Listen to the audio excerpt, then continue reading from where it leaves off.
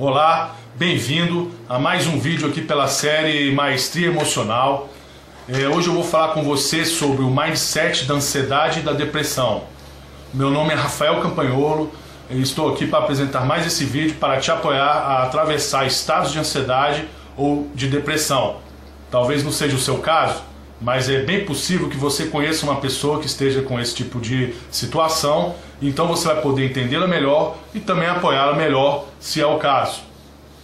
Antes de entrar no conteúdo do vídeo em si, quero tomar um pequeno momento só para agradecer as pessoas que assistiram meu primeiro vídeo, que enviaram seus comentários. Fiquei muito contente, tá, em receber esses comentários.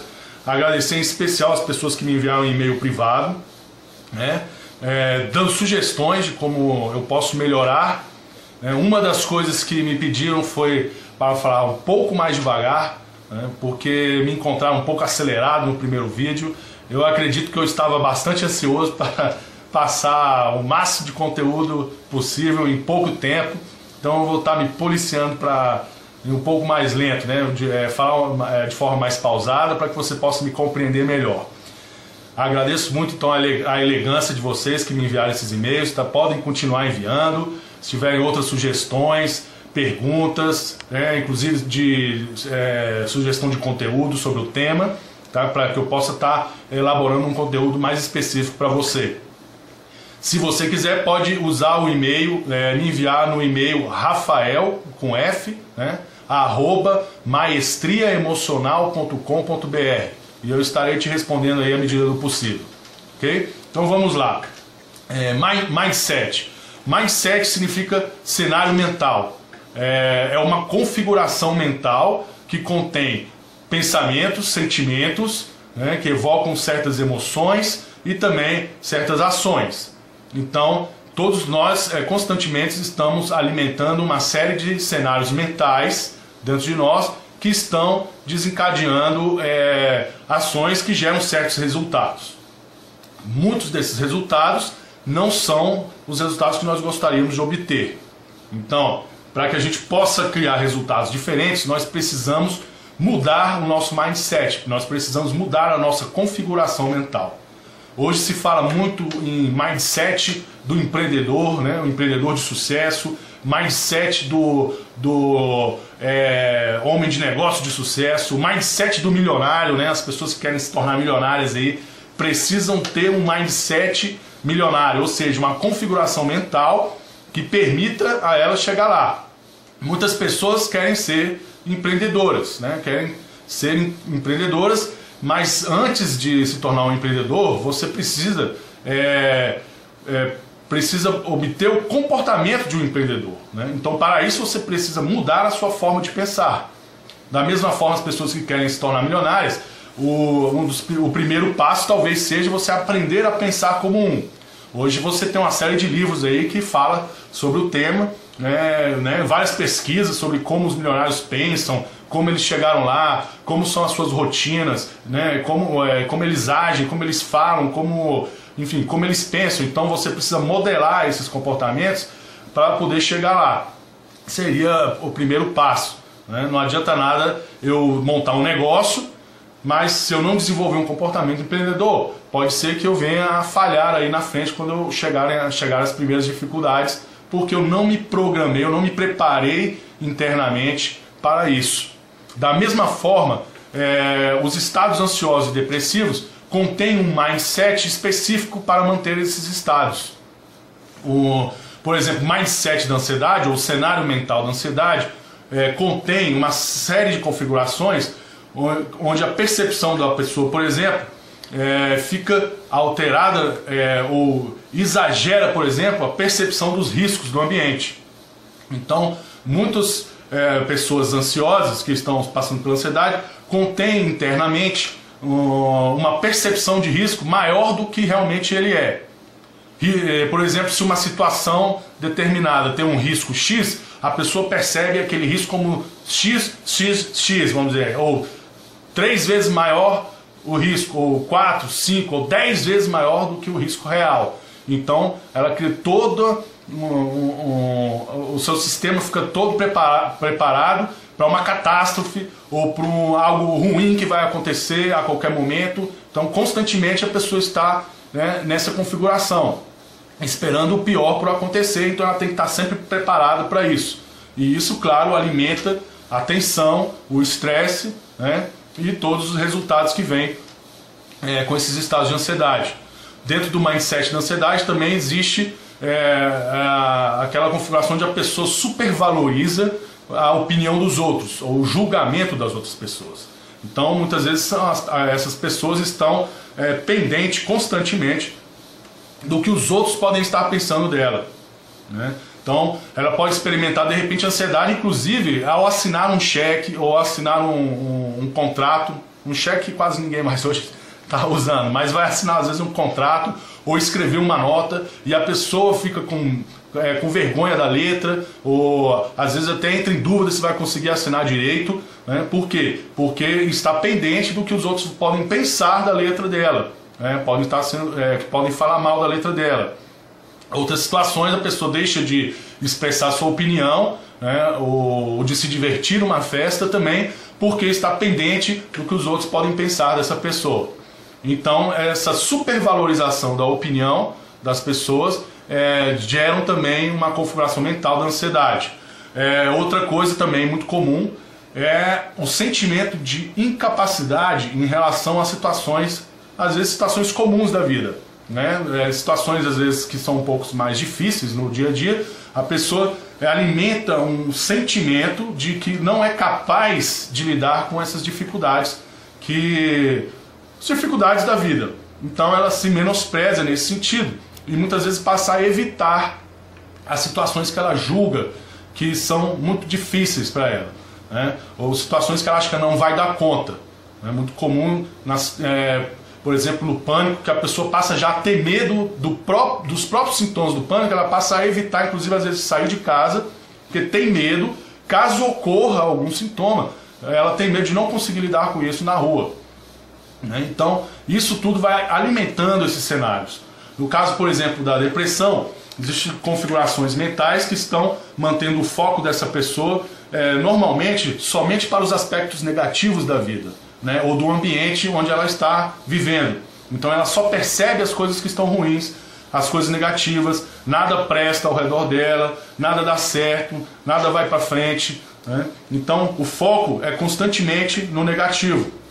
E também, muitas vezes, isso acaba retroalimentando ou mantendo o foco dela, por exemplo, em situações que aconteceram no passado e que foram ruins, ou que ela percebeu como algo negativo na vida dela. Então ela fica o tempo todo focada nessas situações do passado e passa a não viver o presente dela de forma mais plena, ou fica com medo de experimentar coisas novas na vida, porque acredita que vai voltar a viver as coisas que ela viveu no passado e que ela não quer mais. Então ela fica, o cérebro dela, a mente dela fica travada nessas situações, nessa configuração de coisas que aconteceram no passado, né? Por isso também acaba gerando essa configuração mental da desesperança, né? Então, a pessoa passa a viver naquele estado de falta de esperança. Então muitas vezes a pessoa está numa situação com um problema, pessoas de fora querem apoiar, mas ela não enxerga o apoio das pessoas, porque ela está fechada para isso, né? Não consegue enxergar. E é um caso clássico, muitas vezes você pode até ter experimentado isso, que alguém chega para a pessoa e fala: mas por que você não tenta isso então? Aí ela fala: poderia tentar, mas não vai dar certo por isso, por isso. Aí você pensa outra solução: então tenta isso. Mas não vai dar certo por isso, por isso, por isso. Entende? Então o foco dela está tão preso nessas coisas que não funcionam que ela não consegue ver as coisas que podem funcionar, ou soluções, ou ela não consegue sair desse estado. Então ela está presa nesse mindset que está levando ela constantemente a esses estados de desistência, né? Um estado de tristeza constante, desânimo. Então essas configurações, tanto da ansiedade quanto da depressão, normalmente levam à experiência da desvalorização pessoal. A pessoa se sente desmoralizada, incapacitada, se sente diminuída em relação às outras pessoas, né? Tudo isso é o que? É a baixa autoestima.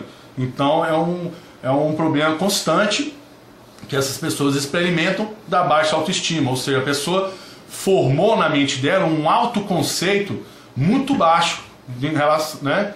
Então, um autoconceito que normalmente não é real, porque ele foi construído em cima de erros de pensamento, né? Ou como nós chamamos muitas vezes, erros de cognição. A pessoa, devido a eventos que aconteceram na vida, seja na infância, na adolescência ou em qualquer parte da vida, a pessoa pode ter acontecido certos eventos em que a pessoa mal interpretou ou tirou conclusões erradas sobre a situação e foi formando esses cenários dentro dela, né? Erros de cognição como quais, por exemplo?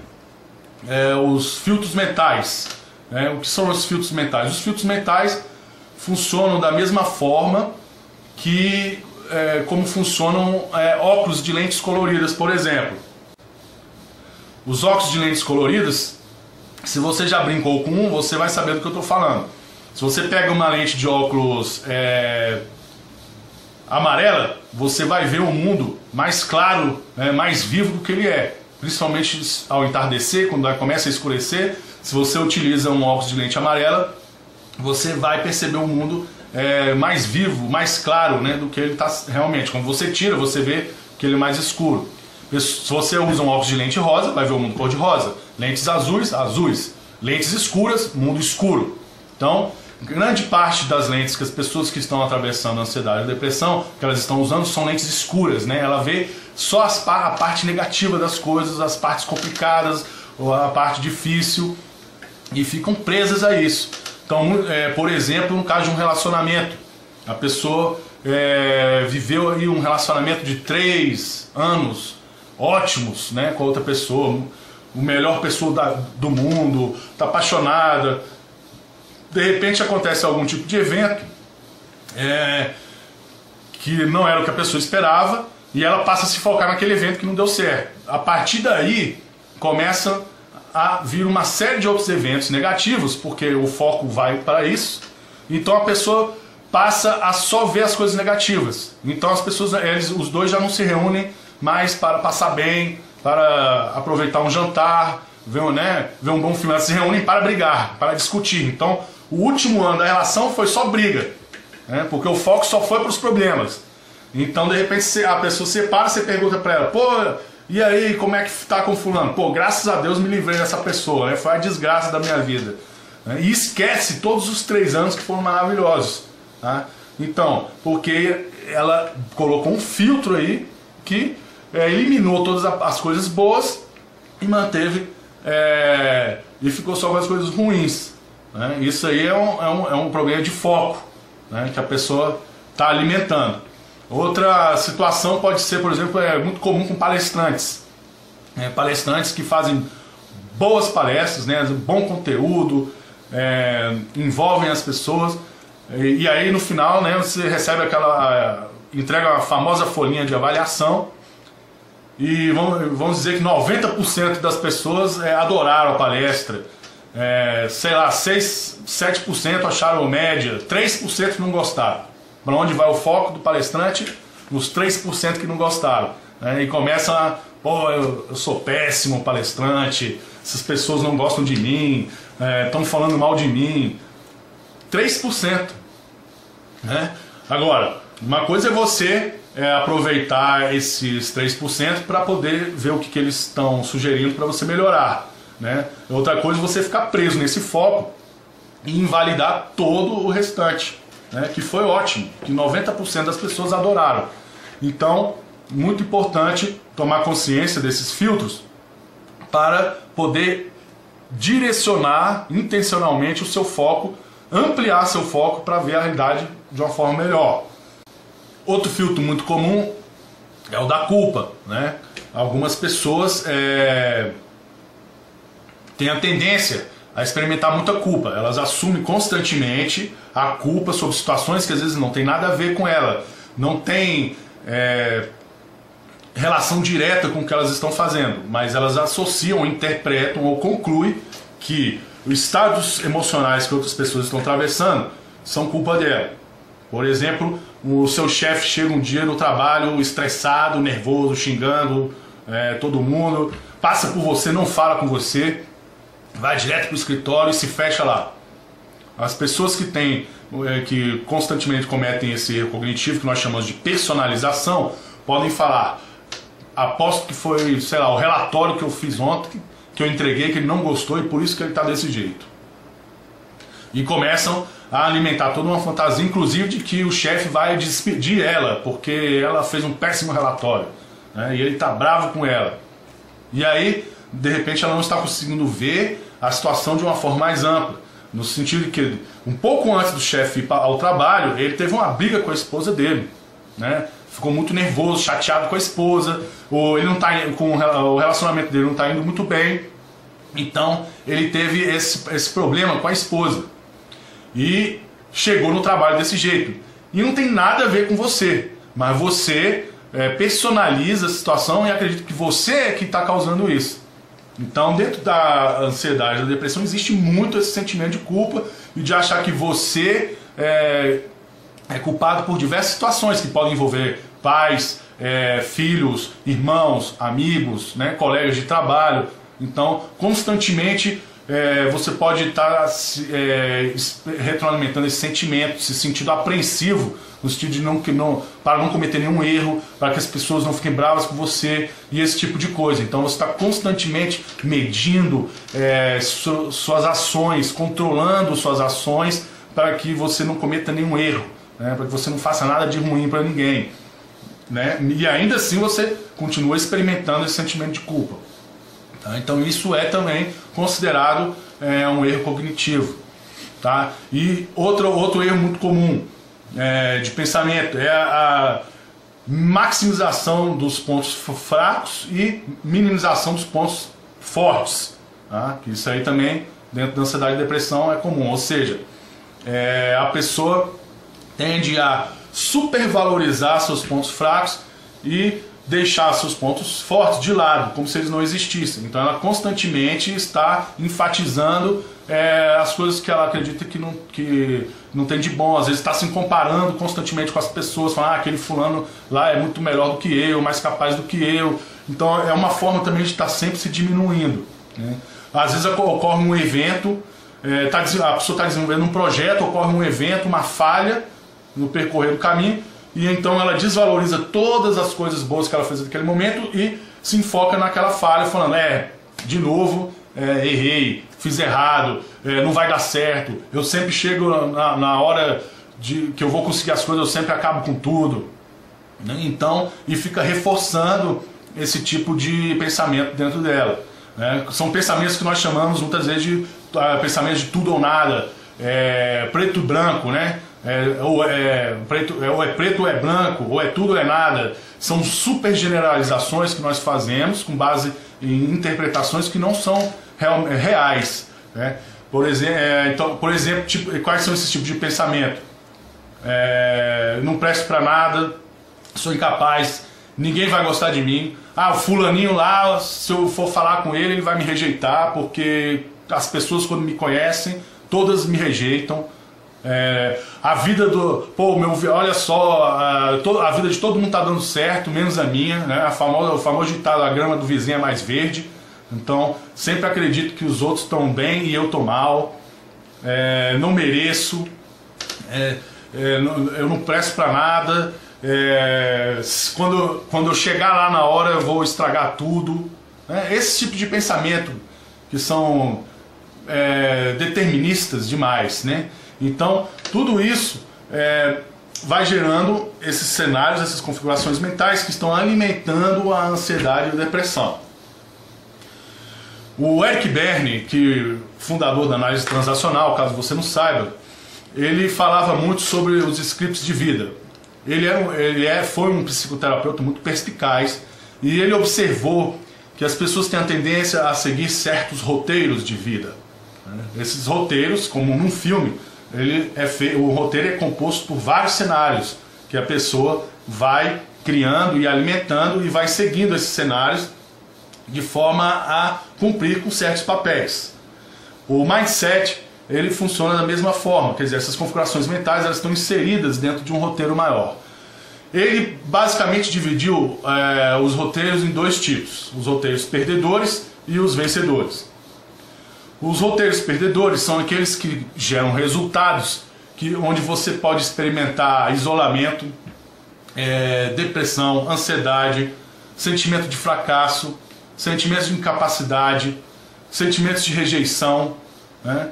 São cenários que você está alimentando e que estão gerando esses resultados. Ao final, você não está conseguindo o que você realmente quer, que seriam os resultados que te apoiam, né? Os resultados positivos, que seriam os resultados obtidos com base em um roteiro vencedor. Um roteiro vencedor é aquele roteiro que não é um vencedor como nós estamos acostumados aí socialmente a conceber, né? Que é a pessoa competitiva, que conseguiu muito dinheiro, empresas, né, milionárias. Não se trata disso. Um script vencedor é aquele que permite que você viva uma vida satisfatória, aquele que permite que você atinja sim seus objetivos, mas são objetivos que estão alinhados com a sua essência, com a sua pessoa, né, com a essência do seu ser, né? Então são scripts que permitem que você experimente a vida de uma forma alegre, mais prazerosa. É aquele que permite que você se rodeie de pessoas positivas que te apoiam, onde você pode ser aberto com essas pessoas, criar relações de intimidade.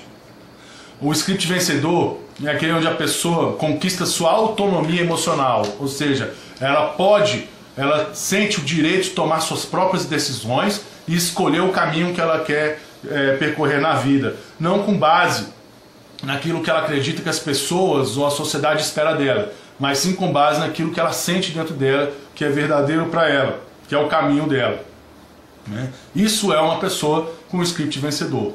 Normalmente, as pessoas que estão atravessando estados de ansiedade e depressão estão mantendo esses estados com base em scripts perdedores, ok? Né? Scripts que estão levando elas a fracassar constantemente na vida. Ao invés de ela conseguir criar a configuração mental que apoie ela a viver a vida que ela quer, ela está vivendo com base nesses scripts que estão automatizados na mente.